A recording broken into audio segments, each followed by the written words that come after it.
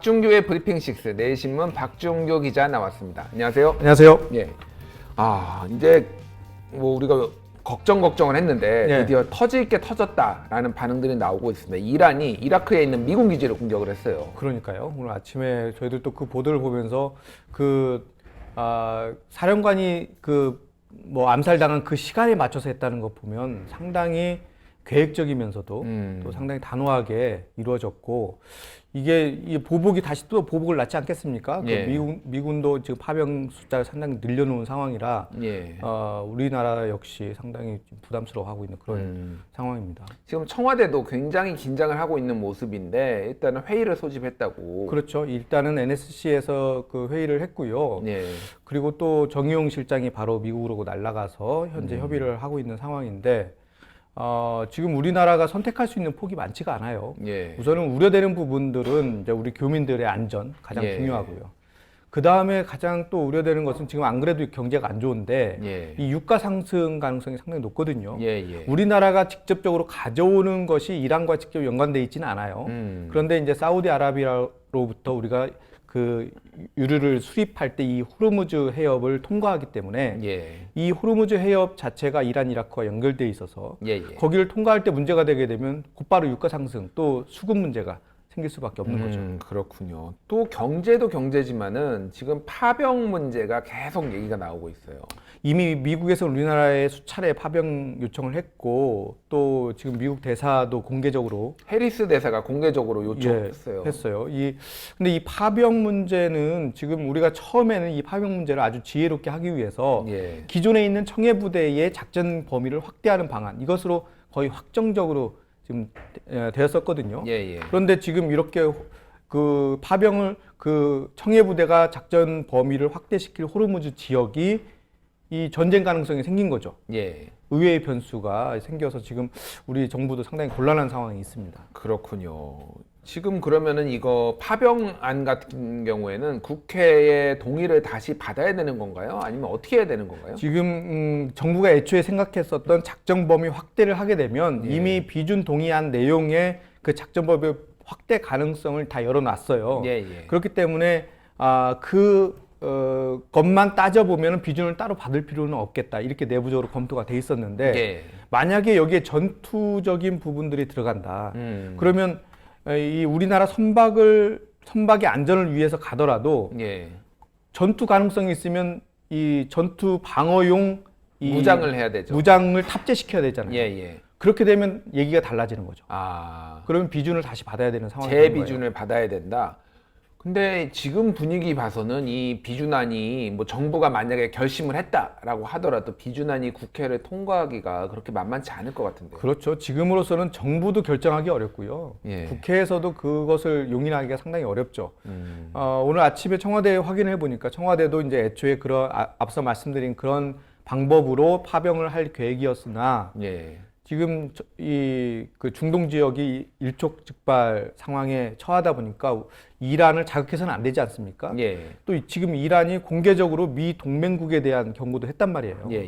그래서 미국의 요청에 의해서 우리가 호르무즈 해역에 뭔가 파견하는 부분들에 대해서는 상당히 곤란하다. 그러니까 어떤 합의점을 좀 솔로몬의 지혜를 지금 고심하는 그런 상황이고, 앞서 설명드린 대로 정의용 실장이 미국에서 돌아오면 그 보고를 받고 한번 검토하겠다, 이런 입장입니다. 그렇군요. 이란 입장에서는 만약에 우리나라가 한국의 뭐 부대가 갈 경우에는 이거는 미국의 용병이다라고 생각을 하고 적대적으로 대할 가능성도 사실은 배제할 수가 없는 거잖아요. 그렇죠. 그래서 지금 이란 쪽에서 선전포고한 내용이 중동 지역뿐만 아니라 두바이 또 미국 내까지 이렇게 이야기를 하고 있다면 동맹국에 대해서도 사실 중동 지역뿐만 아니라 우리 교민들이 있는 곳 또 국내 이 모두가 다 위험 지역이 될 수 있거든요.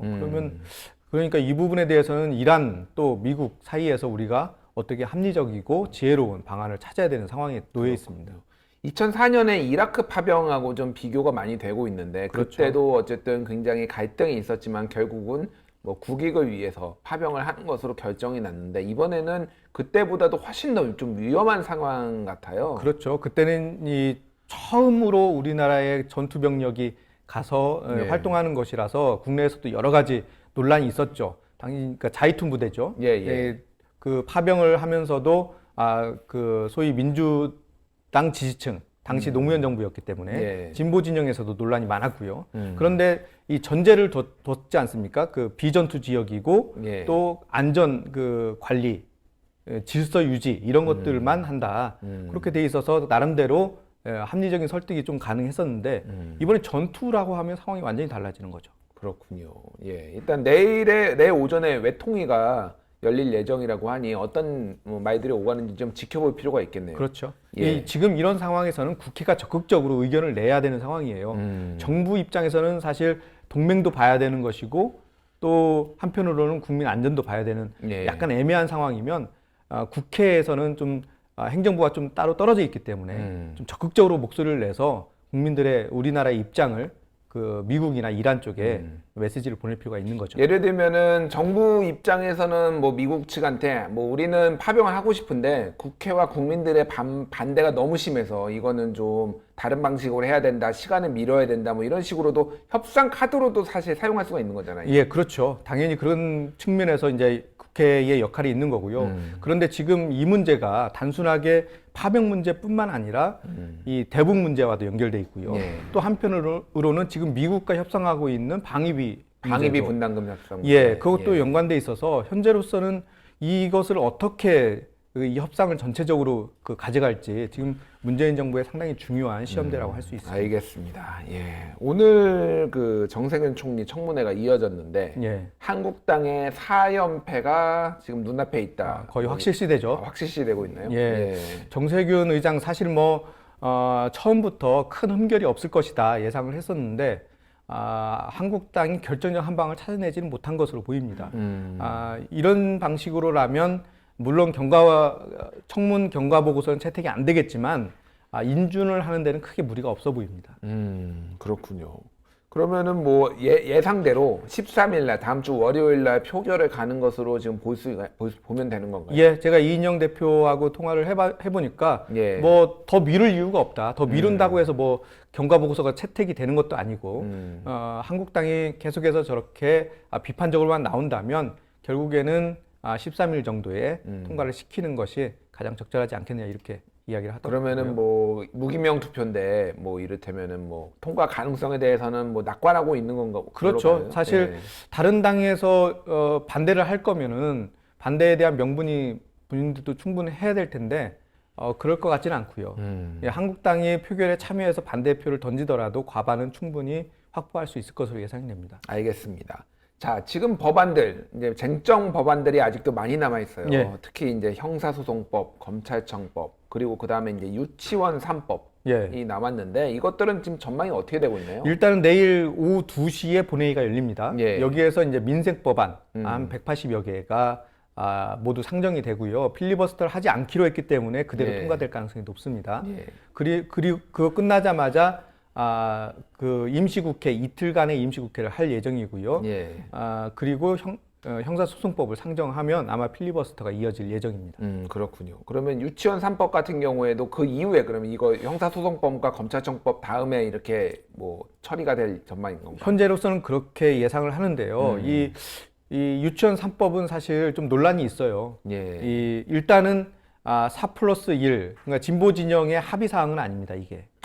같이 그러니까 이를테면 묶여 있는 건 패스트트랙 아니에요. 안에 같이 올라탄 법안은 아니라는 거죠? 그렇죠. 이제 패스트트랙 올라갈 때는 물론 이제 이 교육위에서 예, 예. 합의를 거쳐서 하긴 했지만 이것이 지금 현재 꾸려져 있는 4+1은 그야말로 선거법과 사법개혁법을 예. 위한 결성체였죠. 예, 예. 그런 측면에서 보면 이 4+1이 그대로 합의를 해서 유치원 3법까지 통과시킨다. 이것은 합의된 내용이 아닙니다. 그렇군요. 그러면 이게 4+1에서 민주당이야 뭐 대부분 찬성을 할 테지만 당론으로 일단 민주당은 정해놓은 상황이고 나머지 당에서 반대를 할 가능성이 있다고 보시는 건가요?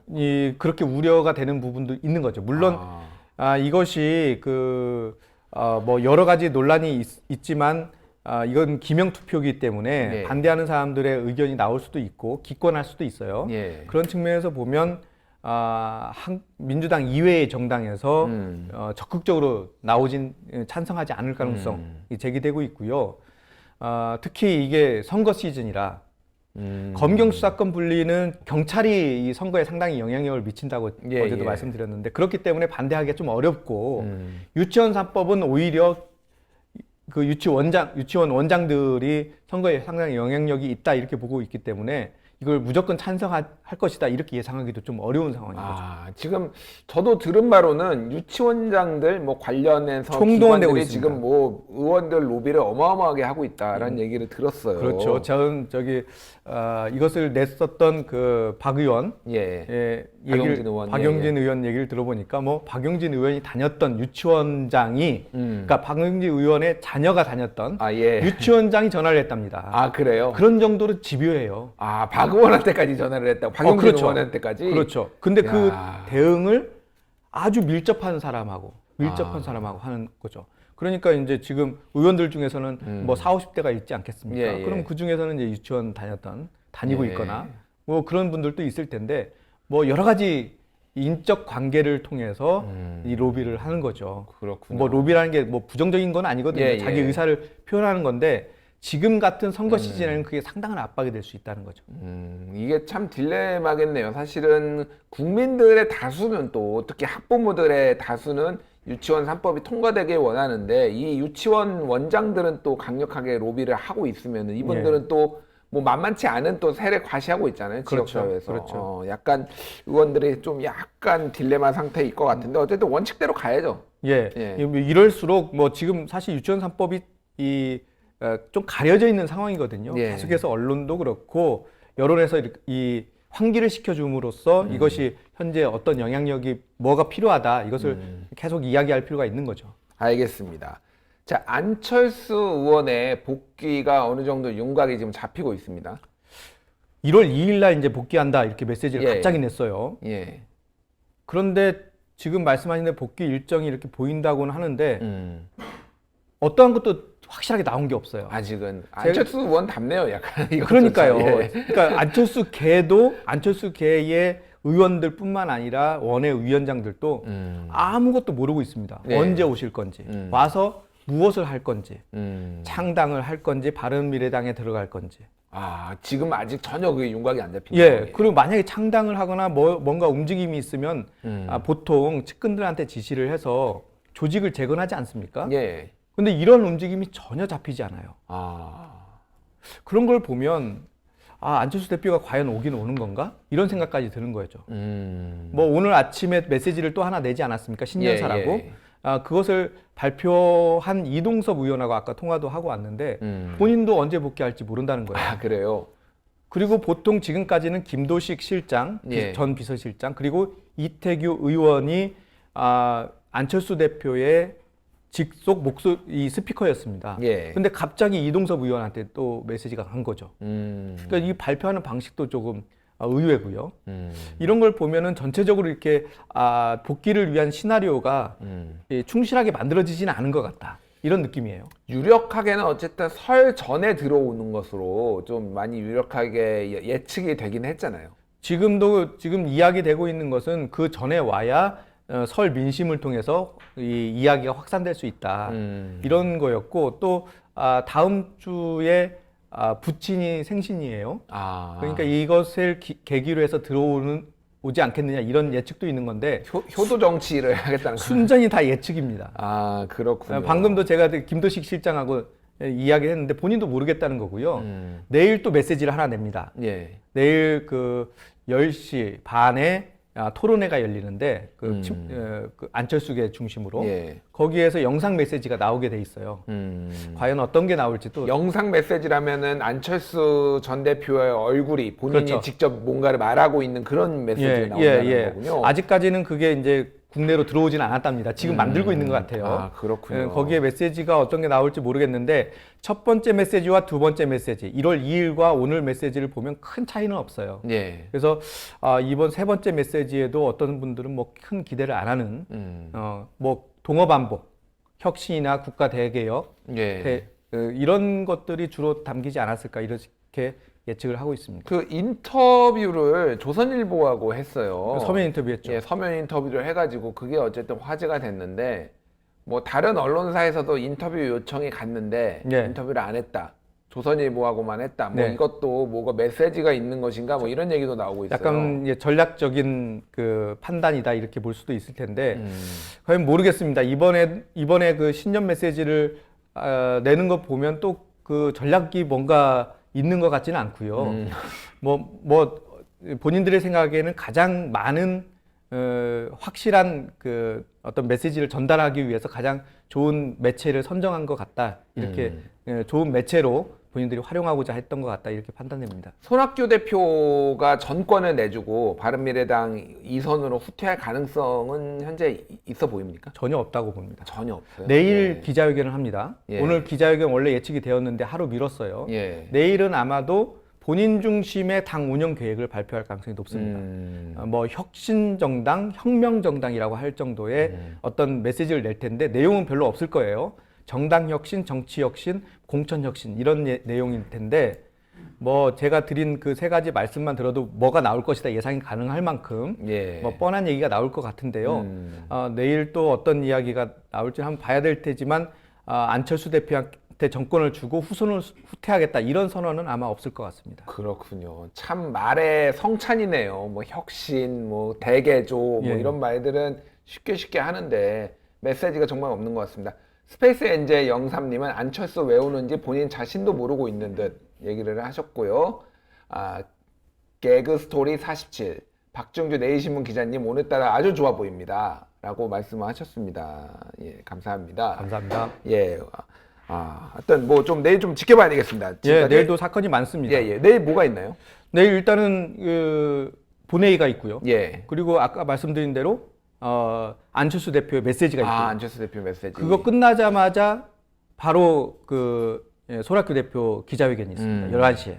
그러니까 10시 반, 11시, 오후 2시 이어집니다. 그렇네요. 그리고 외통위도 열리고 내일 또 그렇죠. 예. 그리고 내일 아침에 또 이란이 또 어떻게 할지도 모르겠고요. 그러니까요. 알겠습니다. 또 생각해보니까 트럼프 대통령이 오늘 밤이나 내일 아침쯤에 성명 메시지 내시죠. 성명을 낸다고 하니까 그것도 지켜봐야 될 것 같습니다. 알겠습니다. 지금까지 박준규의 브리핑 6 내일신문 박준규 기자였습니다. 감사합니다. 감사합니다.